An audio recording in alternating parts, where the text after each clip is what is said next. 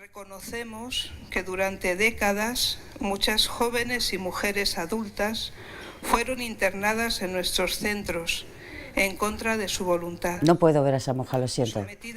No me enseñes las monjas. Disciplina severa. Y yo entré con fe. La perdí a los 5 minutos, sí, porque allí Dios no estaba. Yo tengo que vivir un parto horrible. El miedo, el terror, todo lo que hemos pasado ha sido una tortura que no hay que perdonársela. Ahora ya toda España sabe lo que es el patronato. ¿Qué te hace falta para perdonar? Es que el verdadero perdón es el olvido. Y esto no se puede olvidar.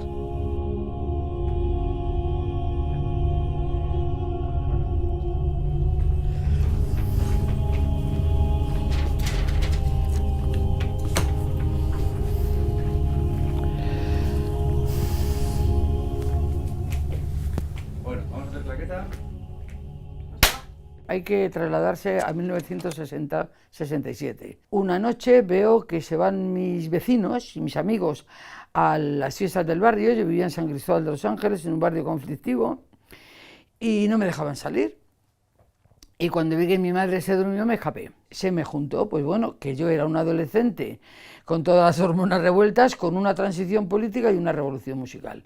Y las mujeres de mi familia no lo veían bien. Cuando volví a las 3 de la mañana me estaba esperando un coche donde mi familia me metió y me llevó directamente a Collado Villalba a un reformatorio. Me despertaron muy temprano, un día laborable, que yo tenía que ir a clase. Mi madre, el médico de cabecera del Opus Dei de toda la vida, y me dijeron que me iban a poner una vacuna contra la gripe. Y ya no me acuerdo de más. Me desperté en una habitación que no conocía de nada 24 horas después. Entró por mi propio pie porque estoy embarazada de unos 5 meses y me quedo internada en Peñagrande. No tengo un choque ni con las monjas, ni con la disciplina, ni nada. Me transformo por todo lo que tengo que vivir. Te levantan a las 6 de la mañana, te meten en un patio y nos teníamos que lavar con el camisón puesto sin que se nos viera ni un ápice de piel, porque si se te veía algo era una falta de modestia y ya te quedabas sin desayuno. Y luego te levantaban rezando y te acostabas rezando. Para poder hablar muchas veces con alguna que te caía bien te tenías que encerrar en el váter y si te pillaban eras lesbiana, aunque solo estuvieras hablando. No teníamos derecho a una llamada telefónica libre. Las visitas eran con una monja delante. Estaba todo montado para que tú no pudieras contar lo que aquello era de verdad, porque nuestros padres no nos creían. De hecho, la primera engañada fue mi madre. Mi madre no me cree y llama a la policía del Patronato de Protección a la Mujer y me vuelven a coger en mi casa. O sea, me denuncia otra vez mi familia.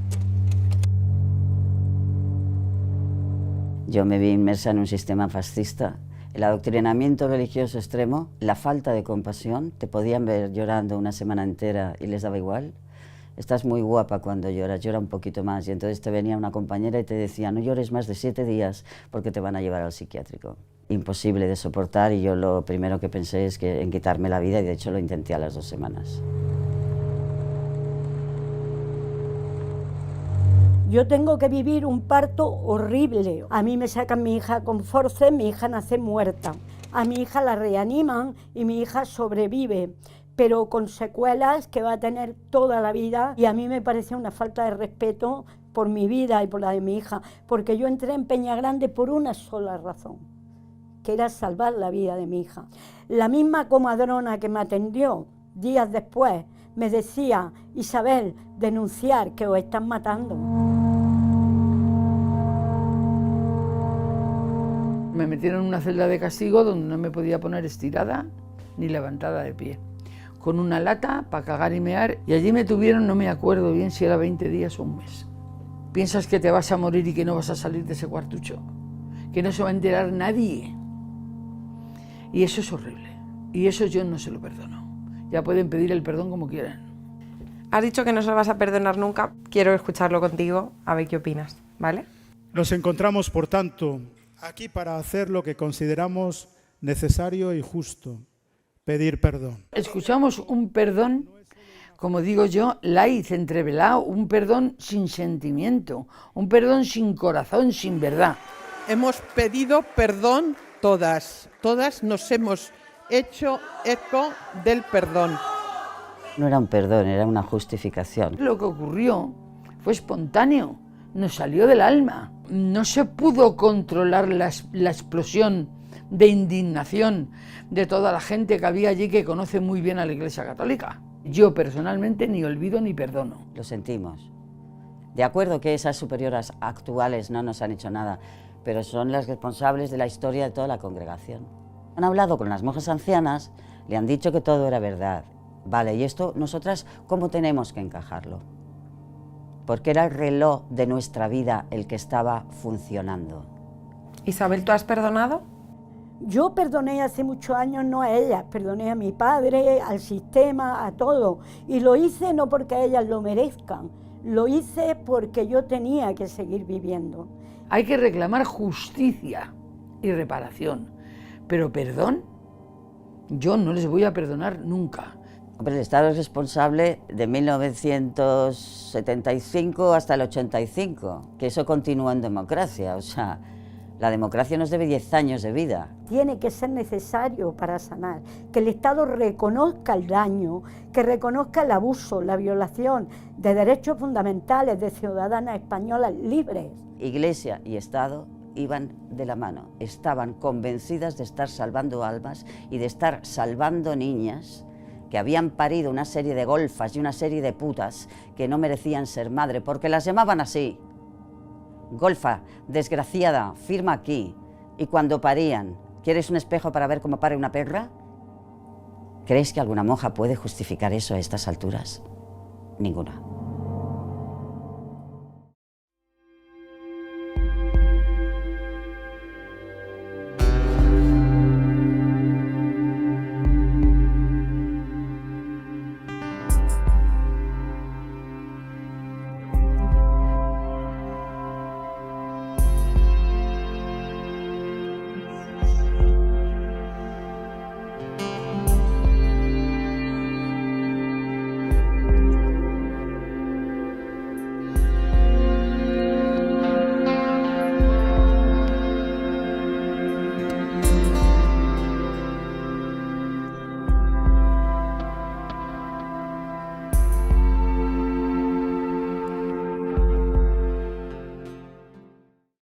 Llegué embarazada y con mucho miedo. Me recibieron como un despojo y así me trataron siempre. Me hicieron creer que era una miseria humana. El tiempo pasaba, mi tripa crecía y el miedo también aumentaba. Nos hacían fregar de rodillas los suelos por donde pisaban, fríos y duros como las miradas, los gestos, las palabras de nuestras carceleras. Cuando mi embarazo llegaba a su fin, mi tripa era tan voluminosa que casi fregaba más con ella que con mis manos desolladas. Y un día vino el dolor, inmenso, que me traspasaba. Horas lacerantes, sin consuelo, sin ayuda, solo insultos y recriminaciones.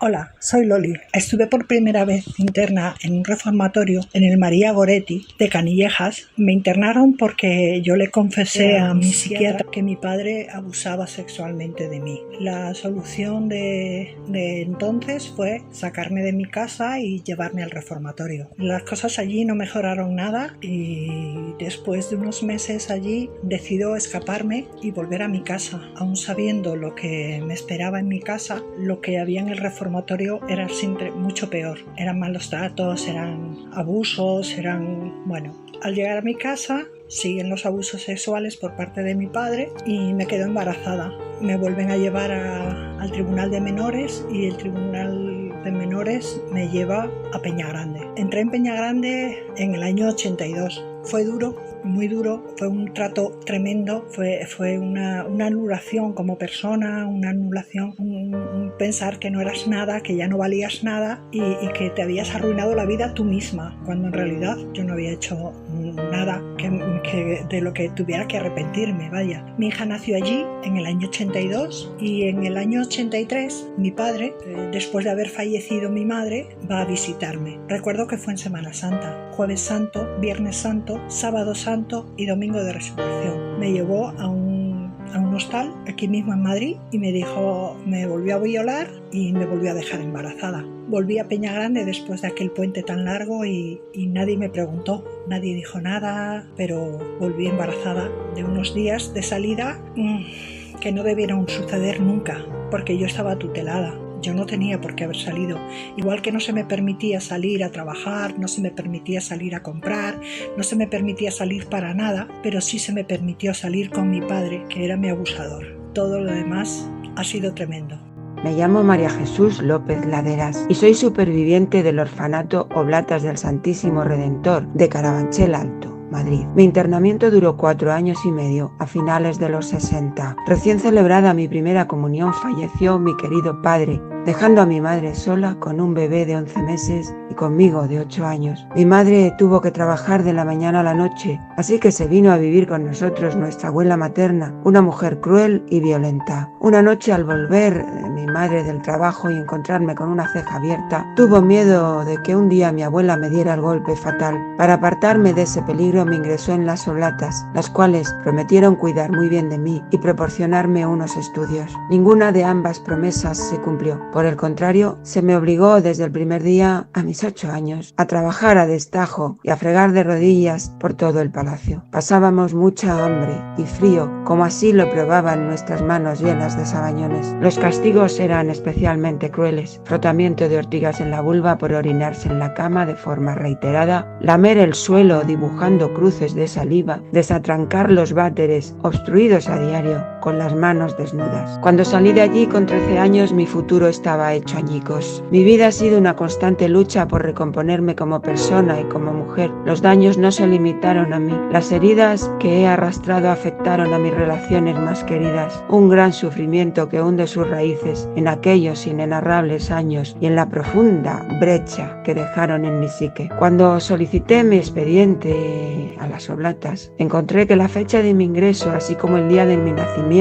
y la provincia en que nací, estaban mal puestos. Pero lo más indignante fue el motivo que pusieron: mendicidad. Y es por el honor de mi madre que tengo que hacer constar aquí que la única vez en toda mi vida que he pedido de puerta en puerta no ha sido con mi familia, sino con una monja oblata y vestida de uniforme. Me siento orgullosa de haber sobrevivido al infierno y de poder contarlo. La misión del testigo es dar testimonio. Yo lo dejé por escrito en 2018 con la publicación de una novela autobiográfica. El Patronato para la Protección de la Mujer fue el mayor ataque contra las mujeres, el más lesivo y brutal de toda nuestra historia, por su extensión geográfica y su duración en el tiempo. Y quiero terminar dando las gracias a Consuelo García del Cid, valedora indispensable de nuestra causa, a costa de su tiempo y salud. Sin ella, hoy no estaríamos aquí.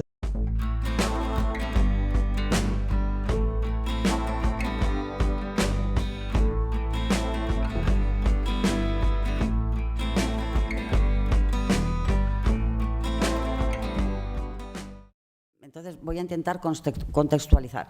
El patronato se funda en 1902, desaparece con la Segunda República para volver a aparecer en 1941, presidido por la esposa del dictador Carmen Polo de Franco. Entonces, era de 0 a 15 años Tribunal Tutelar de Menores, pero para las mujeres de 16 a 25 años Patronato de Protección a la Mujer. El patronato dependía del Ministerio de Justicia porque era un sistema penitenciario oculto para menores y el lema de dicho patronato era velar por la mujer caída o en riesgo de caer que desea recuperar su dignidad. Vale, que era una mujer caída, cualquiera. Darte un besazo de tornillo en la última fila de un cine, perder la virginidad, que te pillaran, pues yo qué sé, con el novio, llevar minifalda, saltarte las clases, manifestarte contra la dictadura, ser pobre, que te violara tu padre, o sea, cabía todo. Inicialmente se dijo que era para prostitutas. Yo no conocí ni una sola prostituta jamás. Eso es una mentira como una catedral. Sí, es cierto que al principio, en 1902, era para prostitutas, pero a partir del año 41 eso se convierte en un coladero donde cabemos absolutamente todas las adolescentes que tengan un comportamiento o que sus padres consideren que es inadecuado o que lo considere el patronato, ¿no? Entonces, el patronato tenía una figura que era las guardianas de la moral. Esto eran unas señoras que habían aprobado una oposición del Ministerio de Justicia, se convertían en funcionarias de este patronato y su misión era pasearse por lo que llamaban zonas de conflicto. Las zonas de conflicto era el centro de las ciudades, cines, piscinas, bailes, bares. En el momento que veían una menor en actitud que ellas consideraban que no era correcta, llamaban a la policía, se las detenía sin leer sus derechos ni nada de nada y se las llevaba a este lugar llamado COC, Centro de Observación y Clasificación. En este centro era donde se les hacía la prueba de virginidad. Las vírgenes íbamos a lo que llamaban centros de preservación y las no vírgenes a centros de reeducación.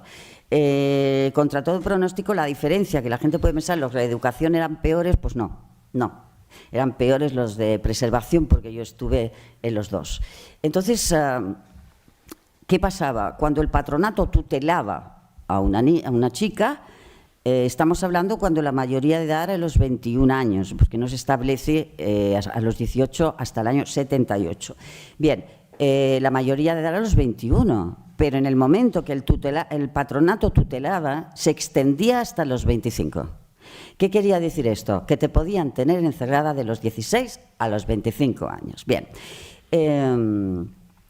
el sistema de estos reformatorios era total y absolutamente insufrible, inhumano, horrible. Yo me di cuenta de que es que quiero explicarlo bien. Yo nunca había tenido, ni mi cabeza, ni mi cuerpo, ni mi corazón, me habían pedido nunca una autolesión. Jamás. Yo no sabía lo que era una autolesión, pero estaba sufriendo tanto, el sufrimiento, o sea, te destrozaban tanto emocionalmente porque estabas peor que en una cárcel, que tú no podías soportarlo. Entonces, cuando llegábamos nuevas, llorábamos, pero llegaba un momento que tú ya no podías llorar. Te permitían como unos días de licencia, de llanto, porque si tú te pasabas llorando, te decían, te voy a llevar a Cienpozuelos, te voy a llevar al psiquiátrico. El patronato tenía 2 psiquiátricos auspiciados por el mismo patronato, uno era el de Cienpozuelos en Madrid, que tenía un pabellón llamado Las Patronatas, y luego estaba el de Arévalo, de Ávila. Allí se llevaban a las que se rebelaban en los reformatorios, pero fundamentalmente a las lesbianas. A las lesbianas se las llevaban, les dieron electroshocks, comas insulínicos y muchas murieron allí. Bien, yo estaba sufriendo tantísimo que me dicen, no te preocupes, y me enseñaban que tenían cicatrices aquí. Se cortaban las venas y entonces se tapaban con el puño y se disimulaban, no se veía la cicatriz. Y las monjas decían, déjate de tonterías. Yo me di cuenta de que se autolesionaban y de hecho a mí el cuerpo me estaba pidiendo un dolor físico que superara mi dolor psíquico para poder soportarlo. De forma que cuando me di cuenta de que todas se abrían las venas, pensé, de la mía os vais a enterar, la mía no la vais a tapar. Así que me metí en los lavabos y empecé a golpearme estos huesos de aquí, de los pómulos, de una forma bestial, sabiendo que al día siguiente mi cara iba a estar negra como la de un gato siamés. Así fue, yo me desperté por la mañana, y como un antifaz negro aquí, y me decían, te las vas a cargar. Digo, no van a decir nada, ya lo verás. Nadie dijo nada. Esa fue mi primera forma de rebelión. Y yo recuerdo que fui a misa súper orgullosa con la cara morada. Nadie vino a decirme, ¿te duele? ¿Te pongo hielo? ¿Qué te ha pasado? Nadie, absolutamente nadie. Ahí te podías abrir en canal, darte golpes. Les daba exactamente lo mismo. Bueno, las fugas eran constantes, porque lo que hacían era, es decir, lo que me hicieron a mí, de llevarme de Barcelona a Madrid, se lo hacían a todas. Si una era de Cuenca, la llevaban a Madrid. Si una era de Sevilla, la llevaban a Madrid. A las de Madrid se las llevaban a Logroño. Lo hacían para desvincularnos de nuestro entorno familiar y social, para que en caso de fuga, porque ellas ya contaban con 58.000 fugas, no tuviéramos dónde ir.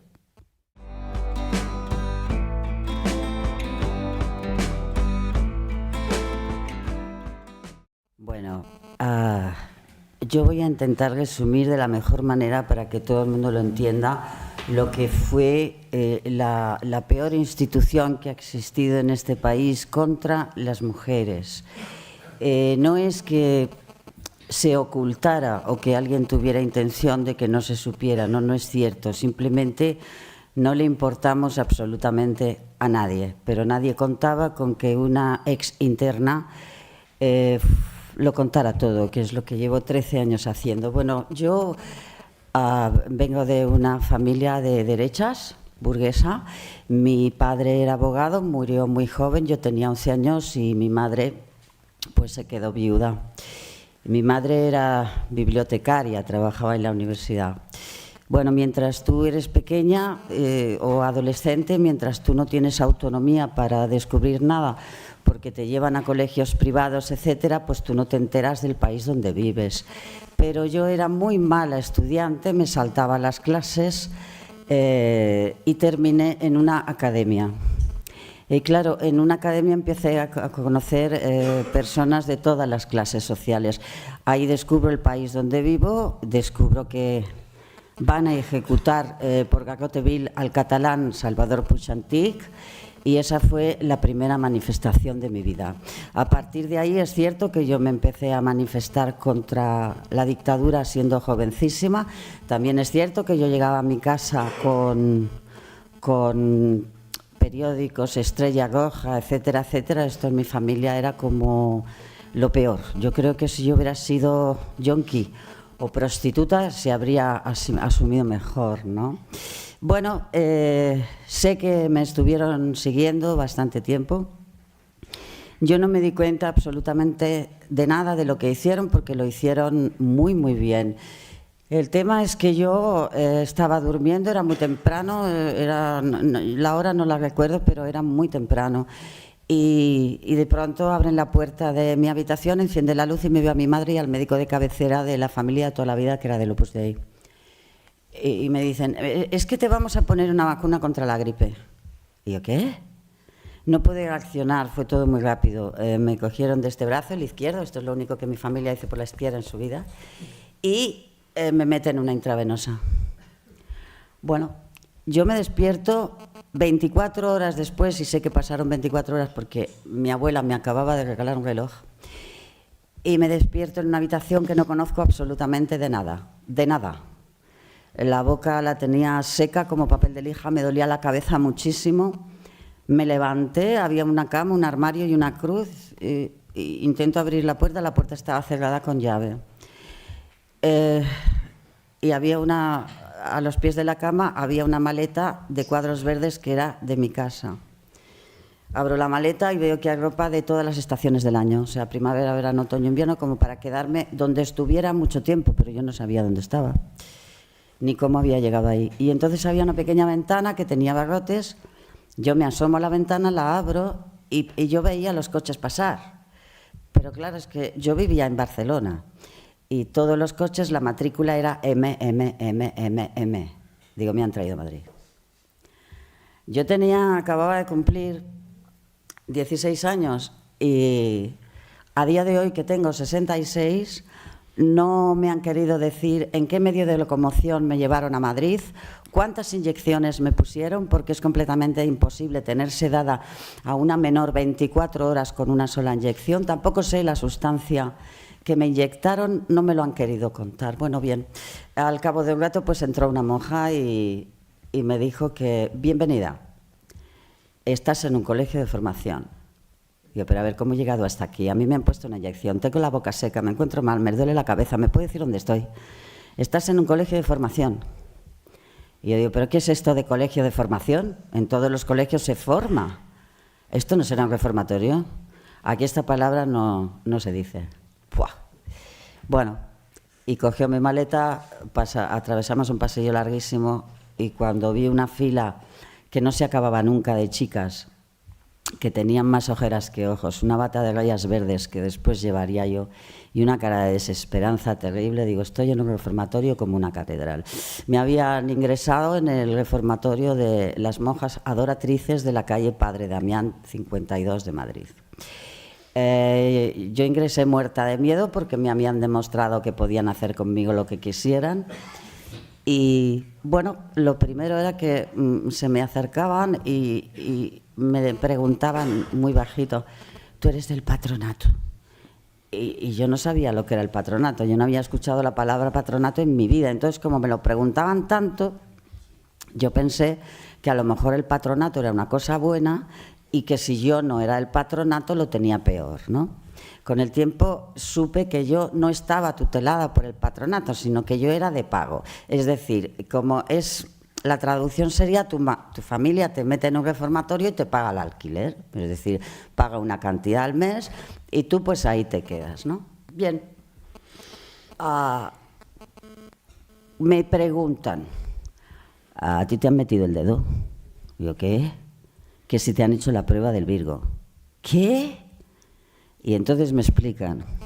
Bueno, es que el patronato primero se pasa por un lugar que se llama COC, Centro de Observación y Clasificación. Ahí te hacen un examen ginecológico y la que es virgen consta en su expediente como completa y la que no es virgen consta como incompleta. Yo, ¿cómo? Yo recuerdo que cuando escuché esto dije, ¿pero qué es esto? Si esto es una Gestapo contra las mujeres. Pero bueno, yo me estaba enterando de poco porque el sistema de estos reformatorios era, cambiaba mucho según la congregación religiosa, ¿no? Por ejemplo, adoratrices era todo, tú no tenías libertad para hablar con tus compañeras, te estaban vigilando constantemente con quién hablabas, dónde ibas, cuánto tardabas en ducharte, te tenían todo el santo día trabajando en talleres de trabajo sin cobrar un duro, rezando porque el adoctrinamiento religioso era tremendo y si no, fregando, porque la limpieza se vivía de una forma completamente obsesiva. No teníamos, la correspondencia estaba censurada, nosotras teníamos que entregar las cartas abiertas, las que recibíamos también estaban abiertas. Y si tenías alguna visita siempre había una monja presente y si tenías una llamada telefónica también te la estaban supervisando. Es decir, tú no podías contar a nadie la verdad de lo que era aquello porque no se permitía, pero es que ejercían un control total y absoluto con una disciplina. No era militar, era nazi. O sea, yo lo recuerdo como algo, anularnos total y absolutamente la personalidad. Lavarnos el cerebro. Ahí había gente de todo tipo, es decir, había huérfanas que venían directamente de los orfanatos, muchísimas chicas violadas por su padre o por el hermano, pero es que las monjas permitían que el padre violador las venía a ver, es decir, encerraban a la víctima y el agresor campaba por sus fueros y las venía a ver y aquí no pasaba nada.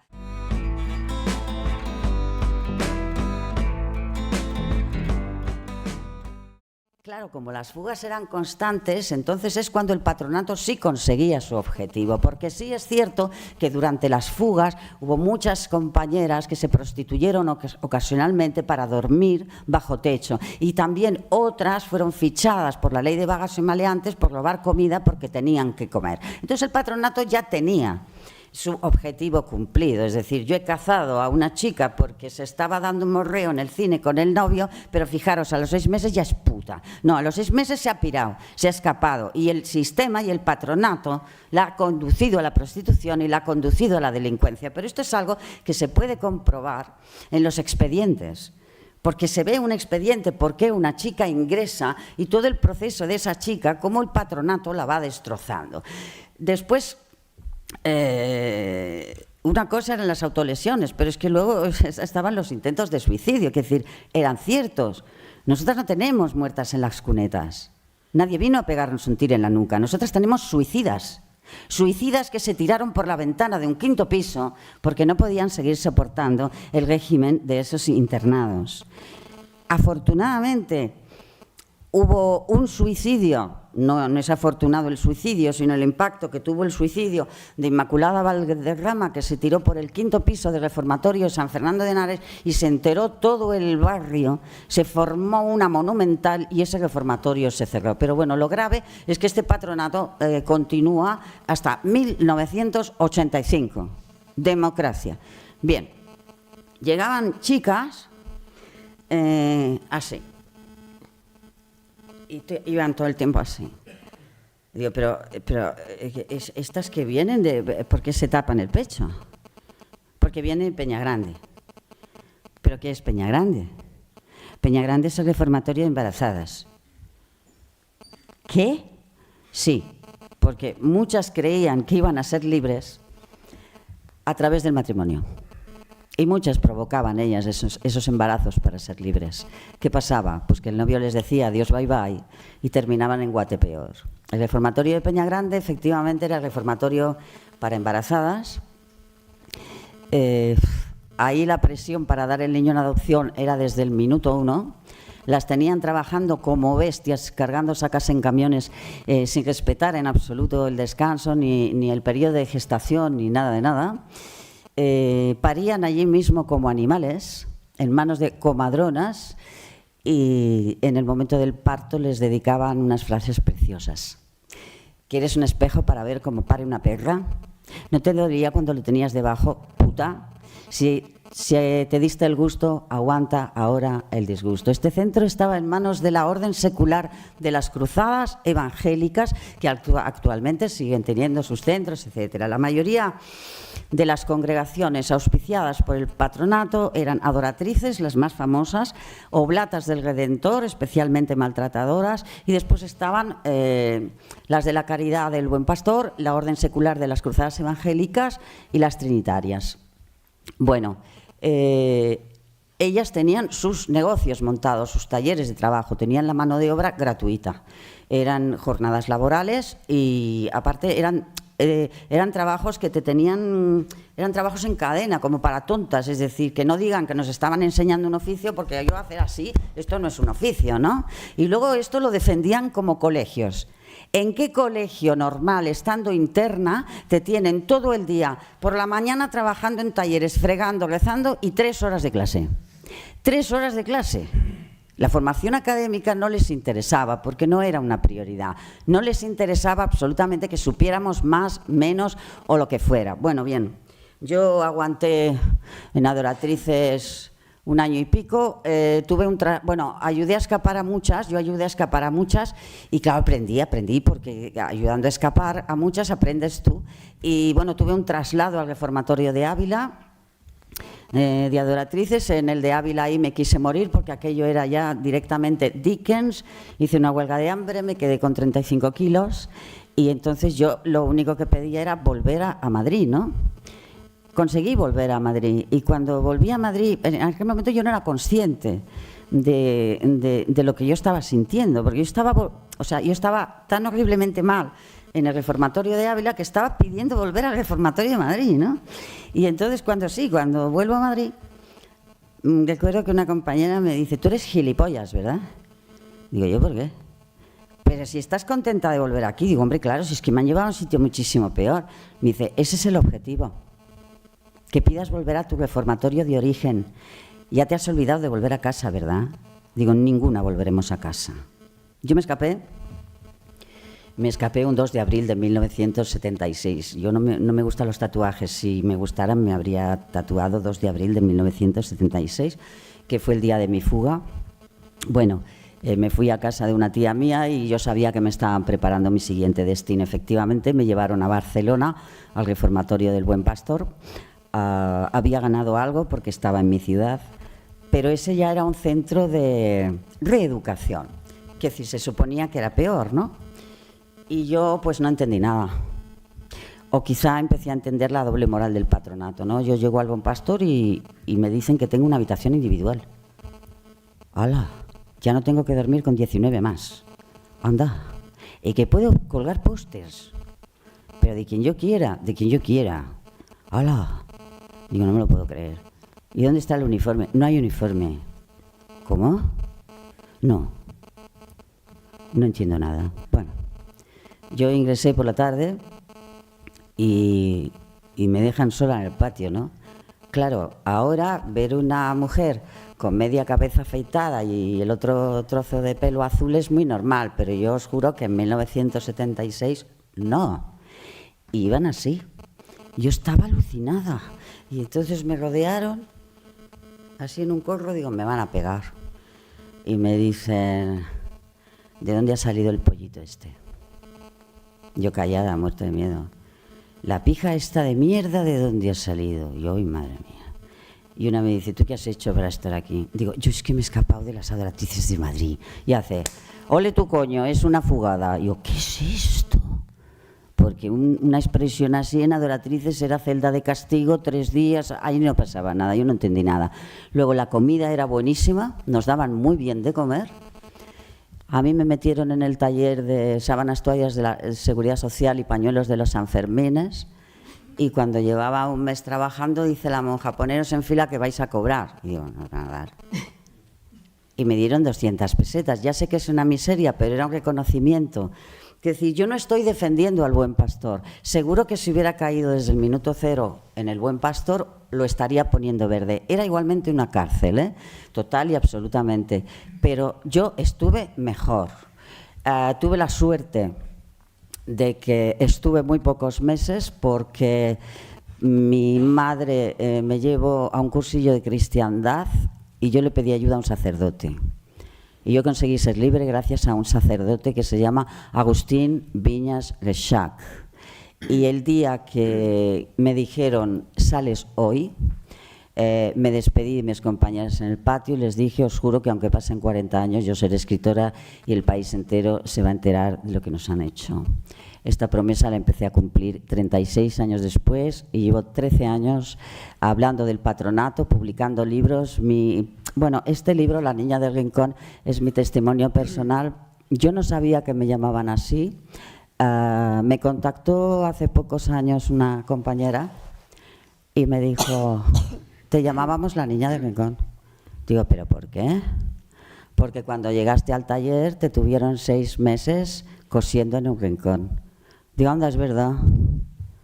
¿Y cómo no me podía yo acordar de algo así? Pues porque a mí que me tuvieran cosiendo en un rincón con todo lo demás que tenía alrededor, me daba exactamente igual. O sea, aprendes a sufrir, aprendes a sobrevivir y te metes una sobredosis de tortura hasta que tu cabeza aguanta o que tu cuerpo aguanta, ¿no? Bueno, a día de hoy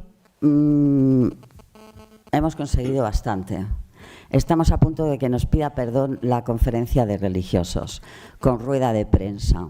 En cualquier caso, nadie nos va a devolver a ninguna de nosotras lo que nos hicieron en esos reformatorios. Esas congregaciones del patronato en el año 85 se reconvierten en ONGs y están actualmente cobrando las subvenciones y gestionando albergues de mujeres maltratadas, centros de menores, etcétera, etcétera. Han cambiado las formas, pero el fondo no lo han cambiado. La atrocidad que se hizo con todas nosotras no tiene nombre, porque hay muertas que nunca van a ser reconocidas como víctimas del franquismo. Nosotras no nos consideramos víctimas. Yo no soy una víctima. Yo por este tema no suelto ni una lágrima más. Yo lucho. Somos supervivientes y tenemos la suerte de ser supervivientes y de poder contarlo. ¿Que cómo ha sido nuestra vida después? Pues no ha sido buena, porque no es fácil cargar con todo esto. Pero en cualquier caso, lo importante es que la gente lo sepa y que todas las personas que estáis aquí y no habéis oído hablar nunca del patronato, cuando salgáis aquí, lo contéis. Lo contéis a vuestras hermanas, a vuestras vecinas, a todo el mundo, porque esto existió y fue la atrocidad más grande que se hizo contra las mujeres. Gracias.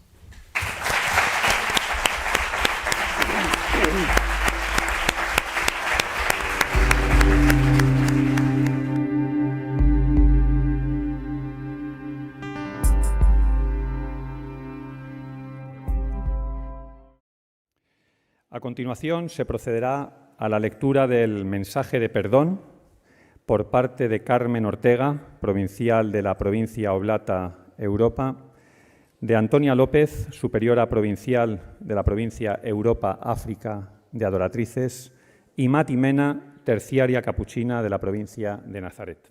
Como hemos dicho antes, la Conferencia Española de Religiosos y Religiosas, en nombre de las congregaciones que en el pasado administraron centros de acogida y reeducación vinculados al Patronato de Protección de la Mujer en España, nos dirigimos hoy con humildad y profundo dolor a todas ustedes, y con ustedes a todas las mujeres fallecidas, vivas, a sus familias, que pasaron por estas instituciones y sufrieron bajo nuestra tutela.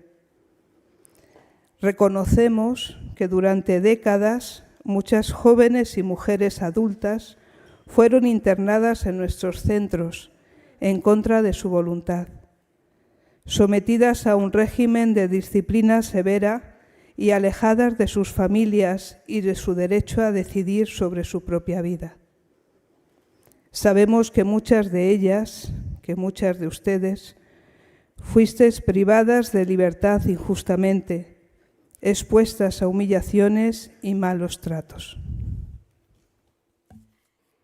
Pedimos perdón a todas aquellas mujeres que no fueron reconocidas en su dignidad y sus derechos, a quienes se les impuso una educación restrictiva y un modo de vida sin posibilidad de elección, así como a quienes se les hizo creer que su existencia estaba marcada por la culpa o la vergüenza.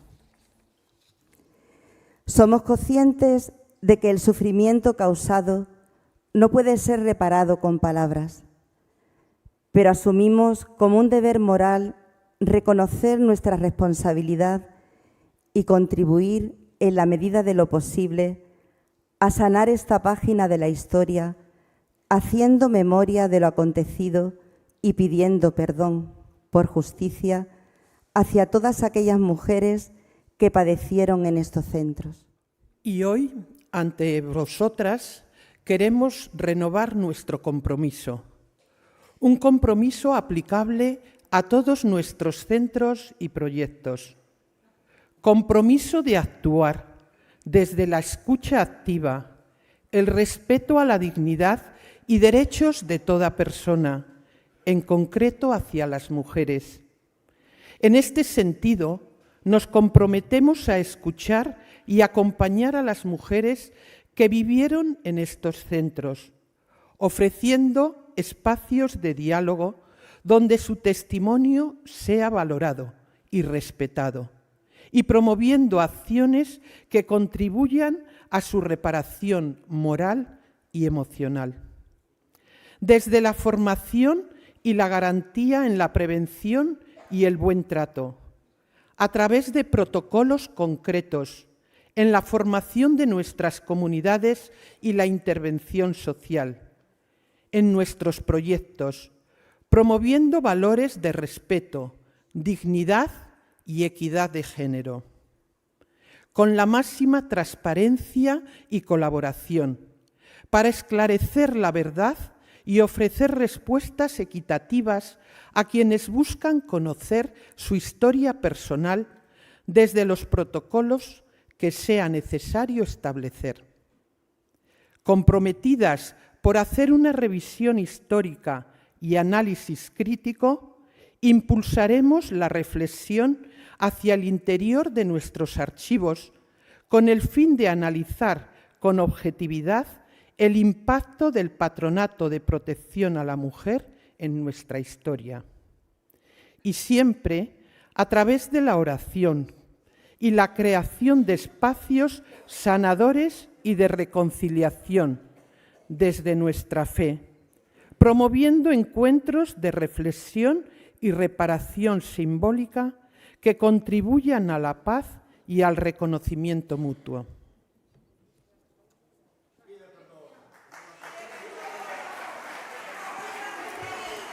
Hemos pedido perdón todas nos hemos hecho eco del perdón.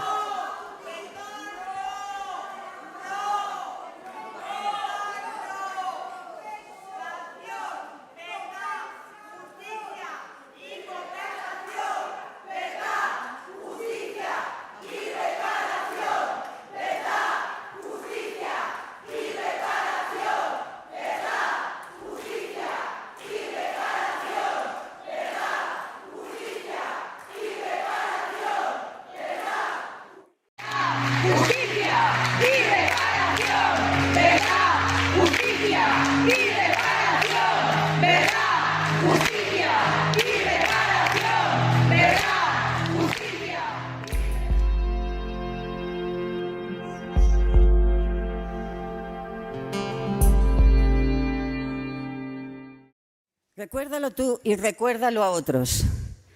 Durante los 15 años últimos de mi existencia no he dejado de repetir este verso de Cernuda. Estaba sola y tenía una misión. España debía saber lo que fue el Patronato de Protección a la Mujer, una institución fascista que encerró menores de edad en reformatorios sin haber cometido delito alguno. Explotación laboral, adoctrinamiento religioso extremo, celdas de castigo y aislamiento, ortigas en la vulva, las más pequeñas se orinaban en la cama, hasta 150 cruces en el suelo con la lengua, utilización de menores para la mendicidad pidiendo limosna de puerta en puerta, bofetadas, palizas, pruebas de virginidad, trabajo esclavo en sus talleres de trabajo sin remuneración, donde en absoluto se nos enseñaba oficio alguno como ahora se pretende justificar. ¿Dónde están los diplomas? ¿Dónde los certificados de asistencia? ¿Quiénes se beneficiaban de la mano de obra gratuita de las internas? Detenciones ilegales, ya que era un sistema penitenciario oculto para menores, con el Ministerio de Justicia a la cabeza. Lesbianas trasladadas a psiquiátricos solo por el hecho de serlo, donde fueron sometidas a electroshocks. Mientras España celebraba el primer día del orgullo gay en 1978, el patronato continuaba enviando a psiquiátricos a las lesbianas de sus reformatorios. El mal como concepto solo es uno y no tiene espacio concreto, es atemporal, que no se achaque a un contexto histórico determinado porque no tiene justificación alguna. Las supervivientes convertimos el dolor en causa y hemos sobrevivido al tubo fascista más profundo que mente humana pueda imaginar. Una institución contra las mujeres que se llamó patronato, la mayor aberración del siglo XX, prolongada hasta 1985, sin que nadie hiciera nada. A nosotras la democracia nos debe 10 años de vida, y en este caso la responsabilidad es del Gobierno de España y del Ministerio de Justicia. La realidad de los...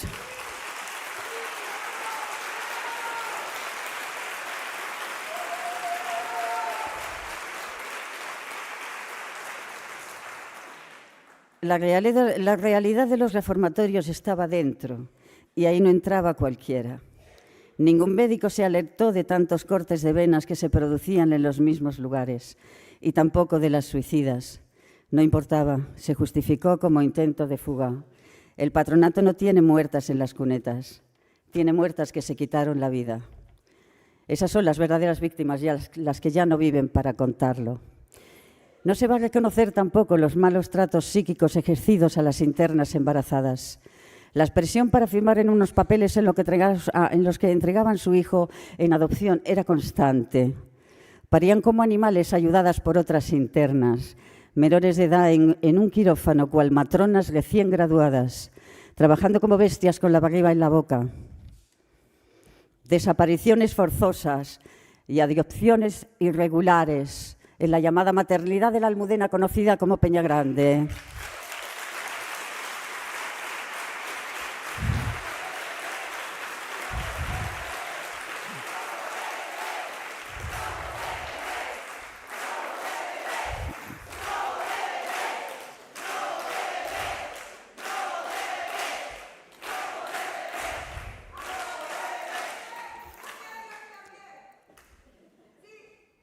Sí. Robo de bebés. Por supuesto que sí.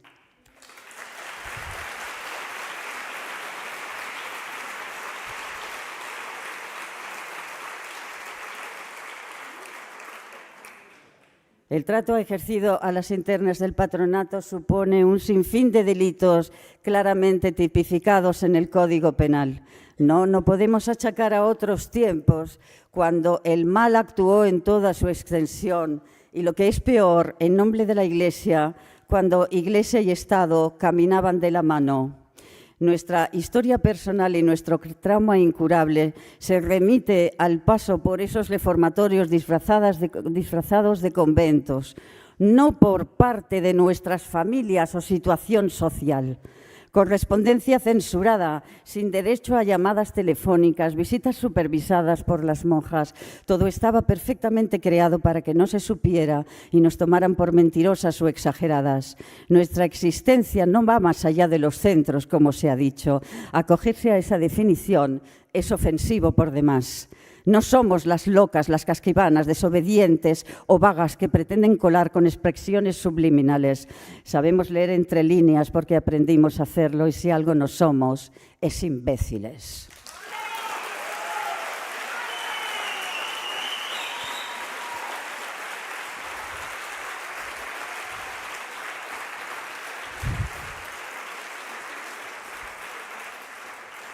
Los reformatorios del patronato vivían de la pobreza y de una corte de rebeldes que estamos aquí presentes. Este perdón debe ser un reconocimiento al daño causado, que es irreparable. La Iglesia no nos va a sanar, como se ha dicho, y tampoco la Confer. Perdimos la libertad y también la fe, porque en esos lugares Dios no estaba. No nos hagan comulgar con ruedas de molino, por favor.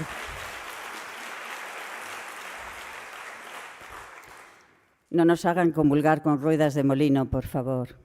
Este perdón no debe ser un gesto y tampoco se debe hablar de contexto, echando balones fuera, pues se ha investigado durante 2024, asumiendo la verdad que consta de forma alarmante, no solo en los testimonios, sino en determinados documentos que hoy suponen un claro delito de odio y racismo, como el desprecio a las internas gitanas, a las que la superiora de un reformatorio en 1970 se dirige al patronato por escrito diciendo: el día 6 de los Corrientes se fugó, nombre tachado. Ha sido imposible sujetarla, pues es gitana y esto basta. Nos dio unas noches tremendas sin dejar dormir a nadie. En la capilla era un verdadero desastre con ella. En fin, que estos seres así no deben ustedes hacerse cargo de ellos, y mucho menos internarlos en estos colegios, donde hay tantas niñas que, aunque tengan algo que corregir, nunca son como estos seres que no tienen solución y no hacen más que dar ejemplo con la conducta tan mala que observan. Dios guarde a usted muchos años. Toda mi admiración a las que fueran nuestras compañeras gitanas.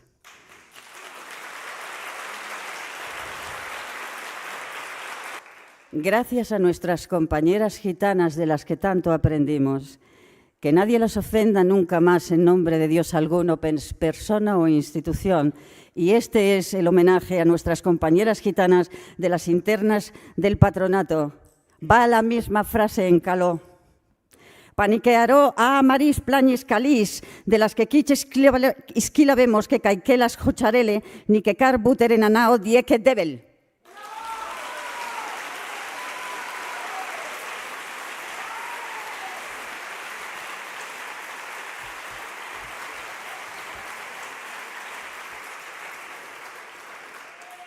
Lo que necesitamos es justicia, no condescendencia. Ningún perdón debe estar condicionado. Hay que reconocer los hechos que causaron el daño. De lo contrario, este acto no será más que un lavado de cara pública y notoria, como corresponde a las más altas esferas.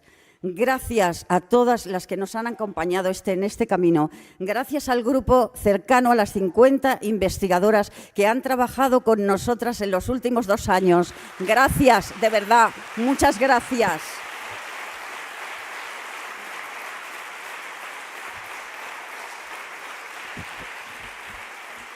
Gracias a todas las artistas, periodistas, pensadoras y activistas.